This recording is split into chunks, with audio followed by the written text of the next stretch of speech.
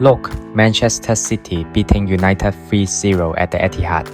Let's be honest, nobody's shocked.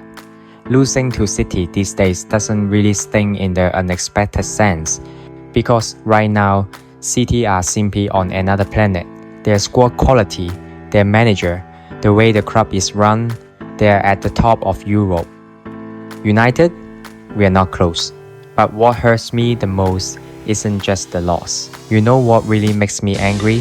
Yes, I admit it. City are the stronger team right now. The gap in quality is there, but that doesn't mean I'm going to lower my expectations for United in a Manchester derby. Come on, it's the derby. Take Everton as an example.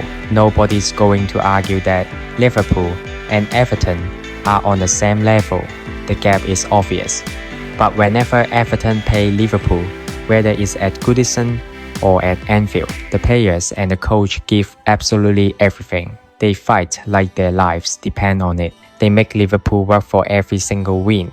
But United, in this derby, once we went behind, I didn't see fight. I didn't see urgency.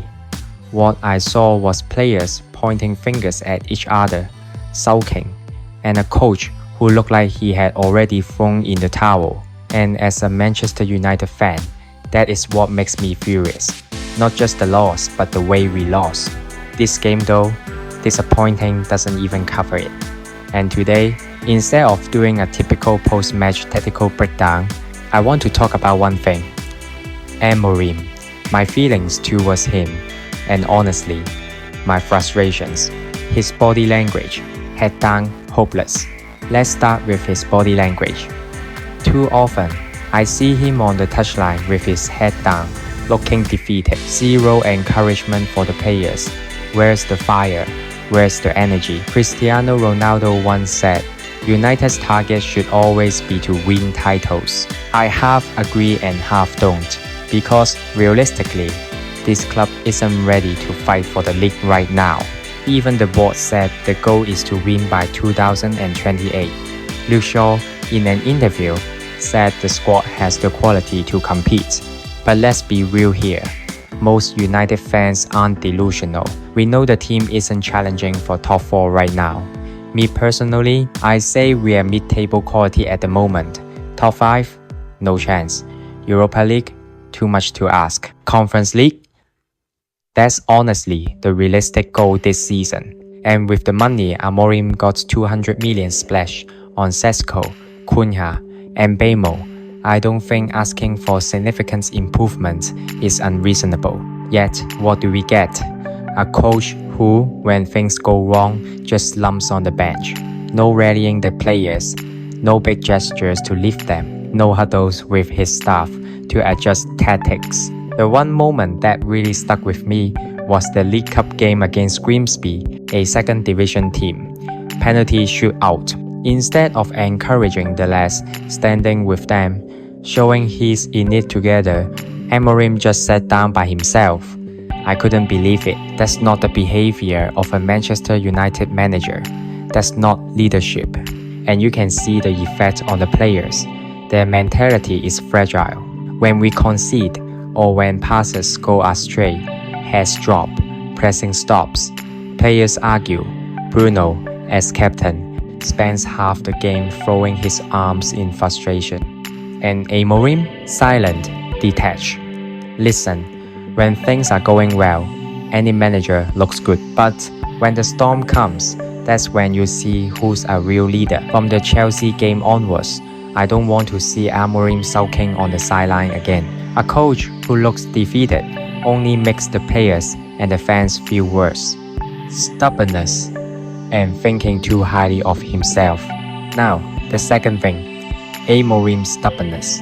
Everyone and their dog has already talked about United's 3-4-3 not working.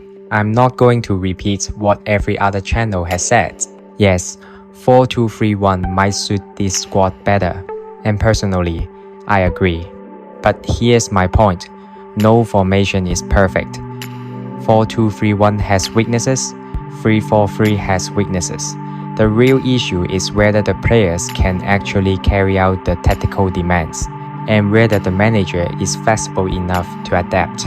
Right now, United players can't execute Amorim's system. They run out of energy in the second half, concentration drops, and Amorim, he sticks to one plan, no matter if it's City or Grimsby. One plan only, 3-4-3. And when it's not working, his adjustment is just swapping personnel, not changing approach. You know the script when United are behind. It's always Maguire coming on. Always.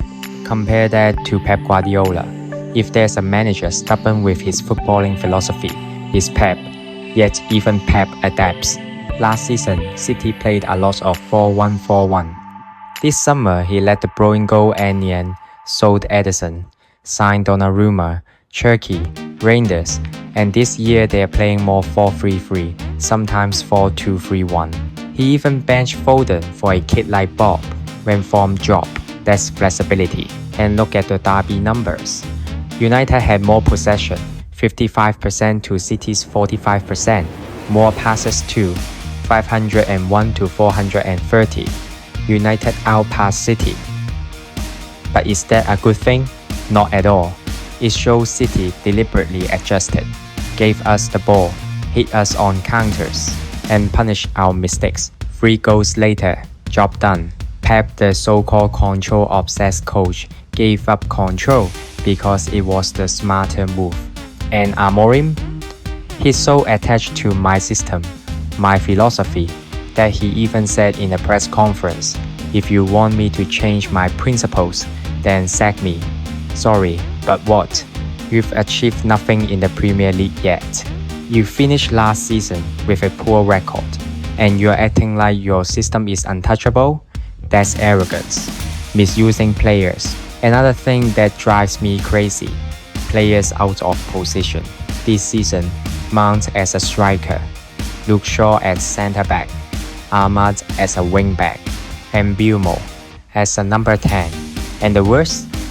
Bruno Fernandes, the most creative player in the squad, being played as a defensive midfielder.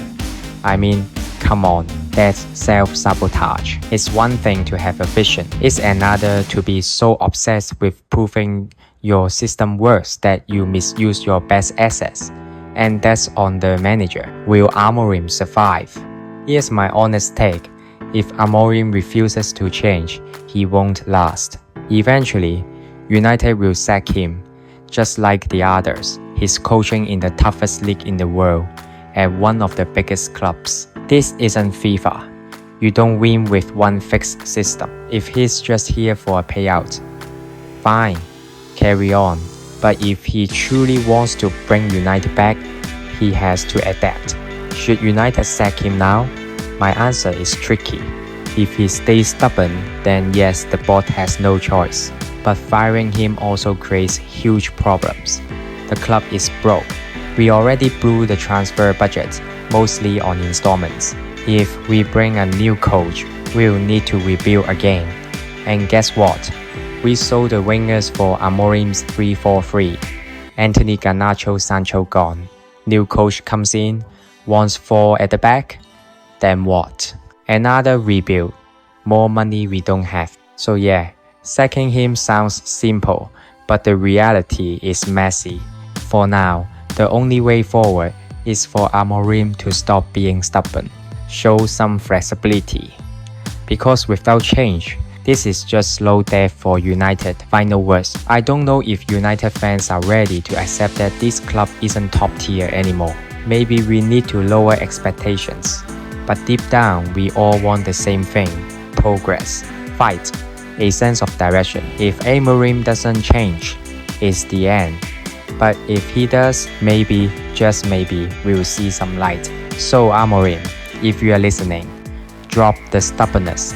Stop looking beaten on the touchline. Show fire. Adapt. Prove to us you mean what you said last season. Good days are coming.